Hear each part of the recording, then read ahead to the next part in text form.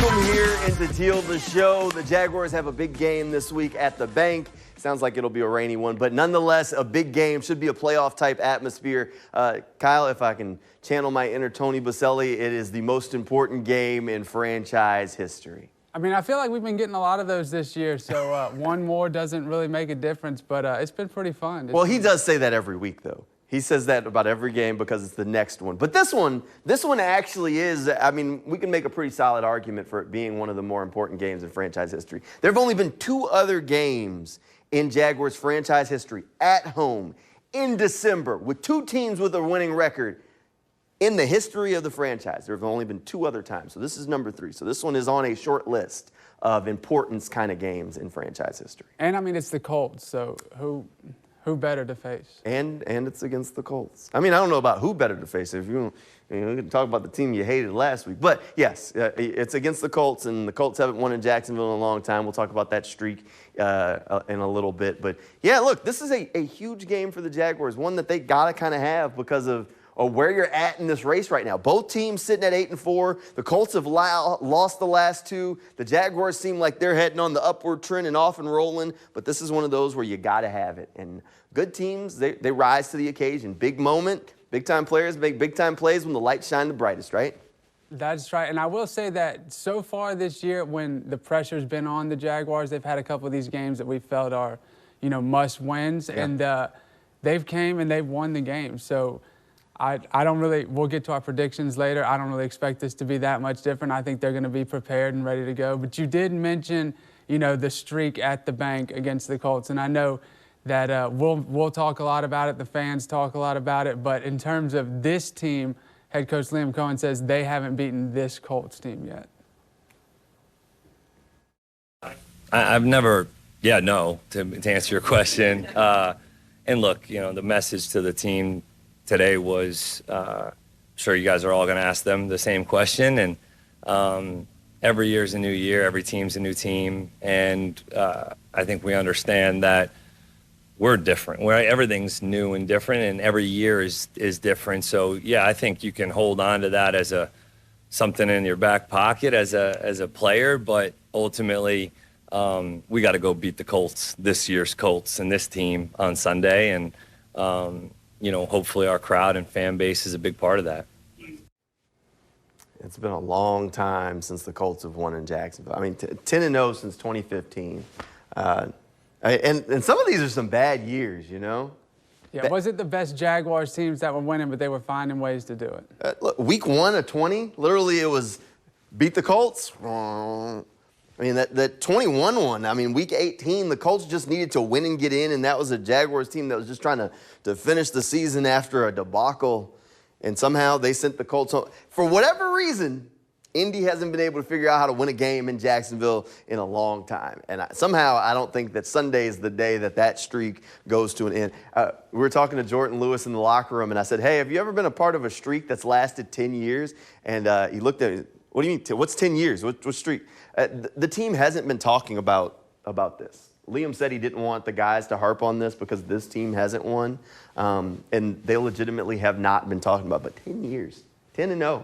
Well, I will say it does make me a little nervous because eventually you're like, well, it has to end at some point. Yeah. Hopefully it won't be this week, but... well, you never want to be the team that lets the streak end, right? Correct. That is true. Never want to be the team that lets the streak end. Look, we'll see.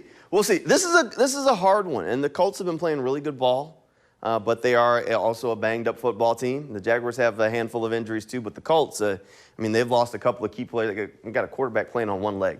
He's got a fractured bone in his leg. No matter how you spell that out, it's not great. It's not great. So the Colts are rough. They're in rough shape, and we're going to have a tough day in Jacksonville to try and come and get out with a win and end the streak. Well, I think, we talked about weather playing an issue. The Colts have a really good run game. The Jaguars have a good run defense. I really think the trenches are probably going to play the biggest role. Well, you can say that every week. Games are won and lost in the line of scrimmage. But this is a... Look, this is a big one. If you stop Jonathan Taylor, you have a chance. All right, we'll take a quick break. We'll come back. We'll talk a little bit more about what the Jaguars got to do. We'll tell you what we think the Jaguars will do, or if they'll get the win or they'll have a loss. We'll talk all about it right after this quick break. one game doesn't define our season, but this is a very important game. We have to approach it as so. He's right. One game does not define the Jaguars season, but if there was one game so far that might define it, it'd be this one. It'd be this one. I mean, it's about as simple as that. I mean, up until now, it's probably that Monday Night Chiefs game you felt like was the defining moment. In college football, you start talking about guys' Heisman moments. It's the same basic principle. The Chiefs game was your defining moment. You went into Monday Night Football primetime. Chiefs came to town. You finally got over that hump and took them down. Now, this isn't maybe the Chiefs of a couple years ago, but still a really good win for the Jags. Okay, so now you're rolling, and now you have a showdown like this one. This is one of those, inflection points where maybe it's not the defining moment because, yeah, there's still games to be played, and the Jaguars could still lose this game and make it into the postseason, but this is a huge game. You get a win in this game, and all of a sudden you say, maybe that was the defining point where you say the Jags are rolling in December and go on to something else. Maybe the storybook ending. Who knows? But not defined by one game, but one game does make a whole lot of difference in the story. Yeah, all the players and coaches, they've been talking about meaningful games in December. That's exactly what this is. You can't not show up for this game. Well, and nobody gets in if you lose the game, we're not going to say it was a meaningful game in December. It was just a December upset. It's like getting coal under the Christmas tree. It's not what you wanted. No, you know? Yeah, nobody wants that. So, look, it's definitely a meaningful game, but you got to win meaningful games in December. I think that's the part that has been left off the mantra. Not play meaningful games in December, win meaningful games in December. Well, we could just do a quick edit on that one. One thing that'll help, though, like the Chiefs game that you mentioned, the atmosphere. Yeah. That place was packed. It felt like some of those other playoff games. That's what they need this week. They need to get the crowd into it, get behind them. Daniel Jones not as mobile as he used to be. That should open up the pass rush, especially if they can find a way to stop the run. Look, Bank needs to be rocking. It needs to be packed. The weather's definitely a concern since it's going to be raining. One way or another, that definitely will impact the game because when you start talking about those other big games where the crowd had an impact, it wasn't raining. Not like what we'll probably see on Sunday. At least that's what Richard Nunn's telling us is in the forecast. So we'll see. I think everybody's going to be trying to stay dry, and hopefully the Jaguars can keep the football dry and make this thing work. But it's going to be a big one. It's going to be a big game. This is a catalyst point. You win this game, and you still control your own destiny the rest of the way. Complete control of it. You can go win the South. That's what it's all about, controlling your own destiny. All right, I guess we can go ahead and get into predictions. You know what, I'll go first, all right? You got it, red carpet. I've been on... We know what you'll do. I guess the Jaguars have been on a streak at home. I've been on a streak here, I feel like. So right. I can't not pick the Jaguars in this game. So I'm going to go ahead and pick them. I'm going to say maybe a little lower scoring game since it's going to be maybe a muddy game, a rainy game. Let's go 24-21 Jaguars. And I think, like we said earlier, the trenches, being able to stop the run and being able to run the ball, that's probably going to be your keys to success in this game. Okay, look, I like it. Look, you got to stop Jonathan Taylor. JT has been, running through defense. But for some reason, the guy doesn't go crazy in Jacksonville.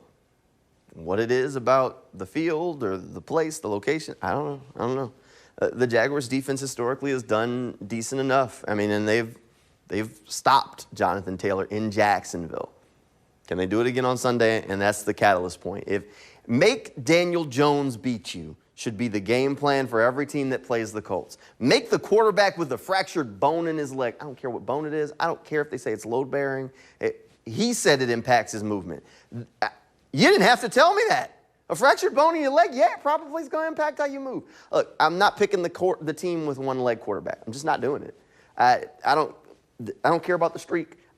I would never pick the team that has a quarterback on one leg and say, they're going to go out there and win the game. I'm just not doing that. So I'll pick the Jaguars in this one. I'm with you. I think it's going to be a little bit lower scoring, but maybe lower scoring for one team. So I'll go 28-17, Jags win, keep the streak alive, get to 11-0 since 2015. This is a big one. I think the Jaguars got to have it kind of moment.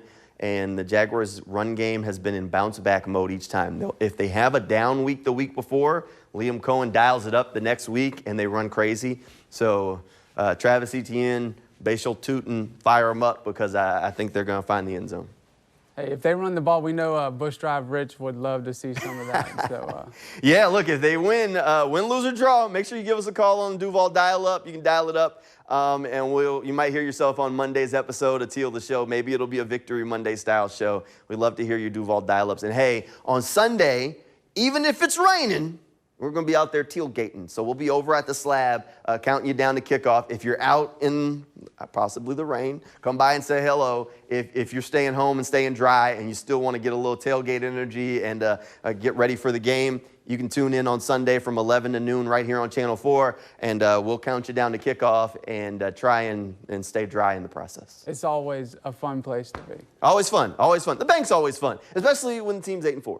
Meaningful games in December, so these are important. We'll talk about it. We appreciate you spending some of your Friday night with us here on Teal the Show. We'll be back on Monday night, 11:20, right here on Channel 4. Hopefully, you'll decide to be back here with us. Good night, everybody, and go Jags.